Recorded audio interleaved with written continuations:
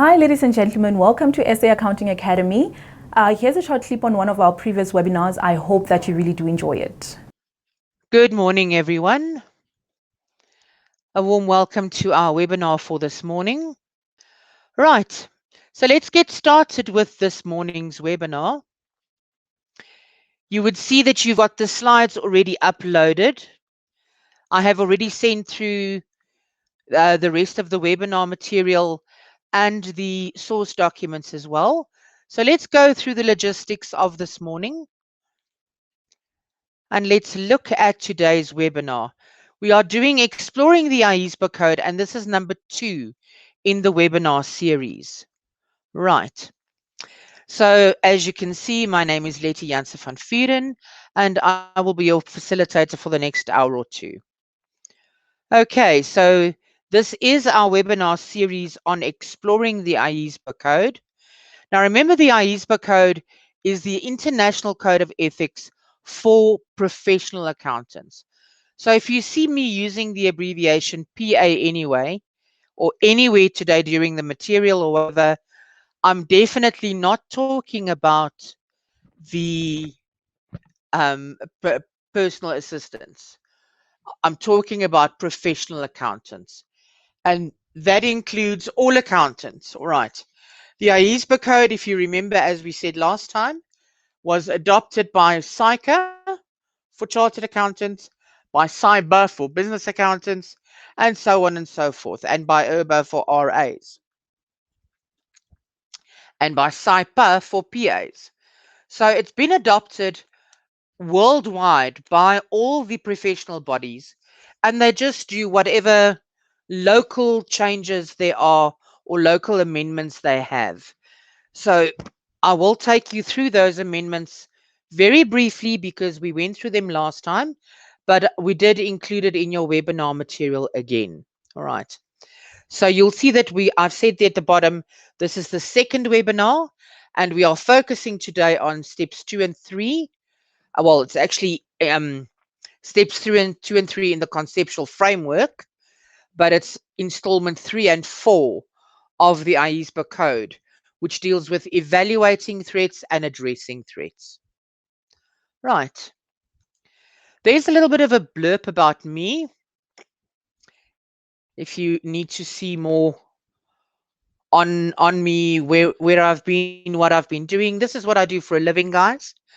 In addition to the monthly compliance and legislation update for SAAA, this is what I do in terms of webinar hosting. And then I also do some consulting work, right? Whenever people need like files reviewed or technical advice on audits and so forth, they'll ask me what they need to do. Let's get started with what's on the agenda. On the agenda for today, we already know we are looking at which installments, but I always want to start off with a quote. The quote for this webinar comes from Henry Wadsworth Longfellow. Terribly pretentious English name. But he said, it takes less time to do things right than to explain why you did it wrong. And this is in so much contrast to the old age one that says, it's easier to say sorry than it is to ask for permission. It actually is so true.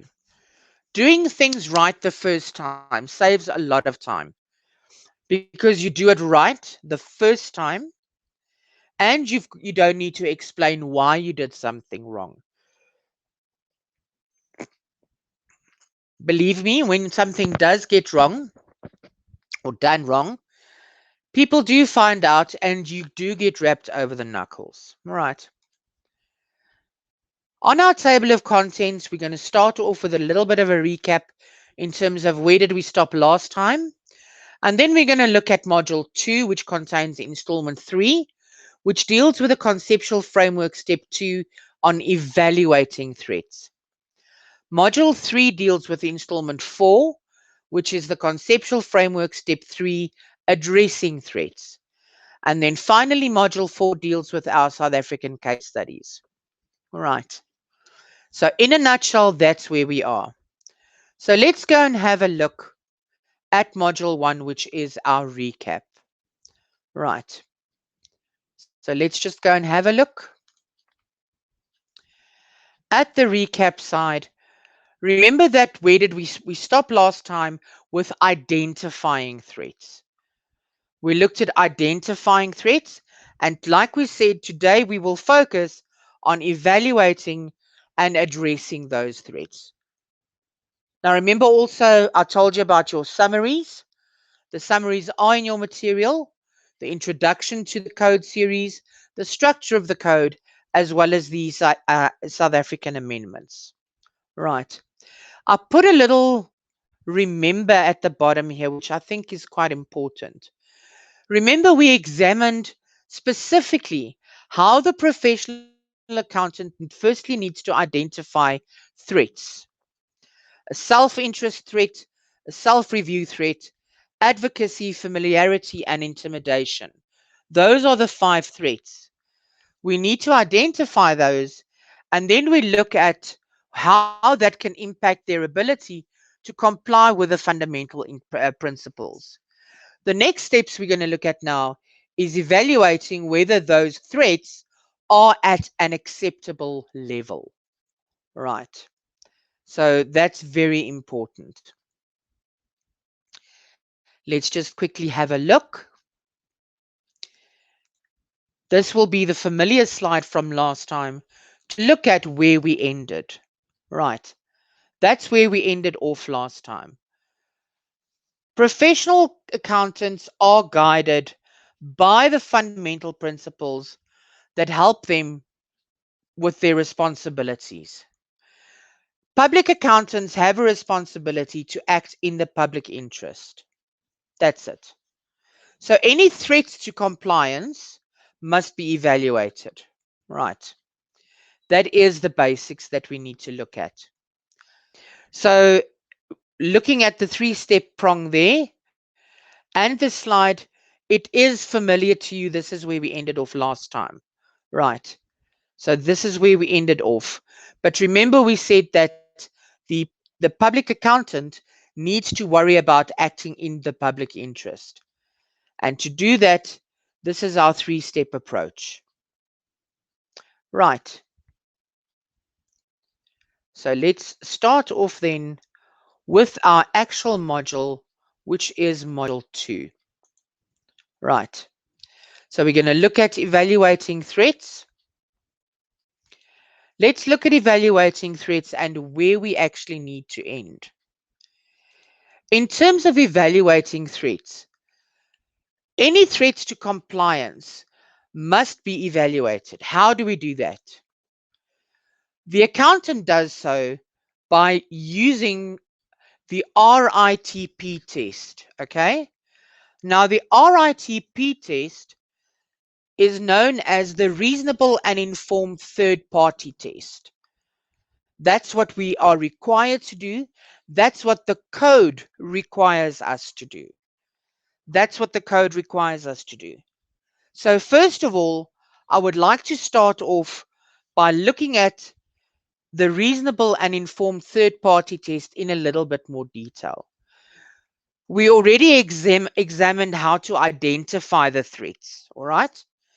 And we already looked at the threats that could impact on our ability to comply with fundamental principles. Remember, we said now we need to worry about, is that threat at an acceptable level? And the next step is, if it's not at an acceptable level, we need to get it to an acceptable level. If it's not at an acceptable level, we need to take certain actions to get it there.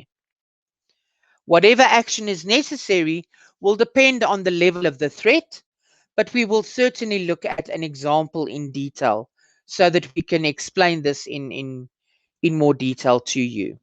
All right. So let's get back to the evaluation of threats. There you'll see what we are responsible for. The reasonable and informed third-party test, I've put there on your slide for you there. I've said, is someone who might not be an accountant, but has the knowledge and experience to understand the relevant facts and circumstances and impartially evaluate the appropriateness of your decisions. I hope that you enjoyed that video. For more of our webinar videos, go to www.accountingacademy.co.za. Thank you and have a lovely day.